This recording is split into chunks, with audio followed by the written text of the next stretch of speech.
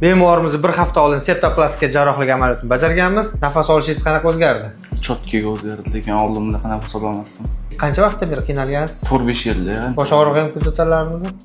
Sal bo'lardi bosh og'rig'i. Bosh og'riqlar bo'lib turardi. Operatsiyadan oldin qanaqa shikoyatlaringiz bordi sizda? Operatsiyadan oldin o'zi masalan o'zim trompka qilaman, trompkada ham qiynalardim, uzoqqa yugurishlarga, keyin masalan futbol o'ynasam ham futbolda ham normalniy o'ynamasdim-da. Keyin kechqurun uxlaganlarimda ham qancha uxlasam uyquga to'ymasdim, keyin normalniy uyqum ham kuzatilmasdi o'zi. Ha, yaxshi, zo'r. Operatsiya hech qanaqa og'riqsiz bo'ldi-ya? Yo'q, sezilgani ham. Sezilmadimi? Qanaqa endi nafas olingchi bitta?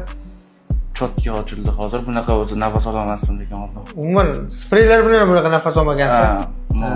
Bemorimizda burun to'siqlari juda keskin qiyshiqliklar bor, to'g'irlaganmiz. Mana burun to'siqlari to'g'ri lineykada bo'lib turibdi, alhamdulillah.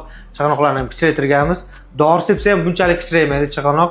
Burni ham ideal to'g'irlangan, alhamdulillah. Bemorimiz burundan maza qilib nafas oladi. Siz va yaqinlaringizda lor sohasida muammo bo'lsa, bizga murojaat qiling. Sog' bo'ling.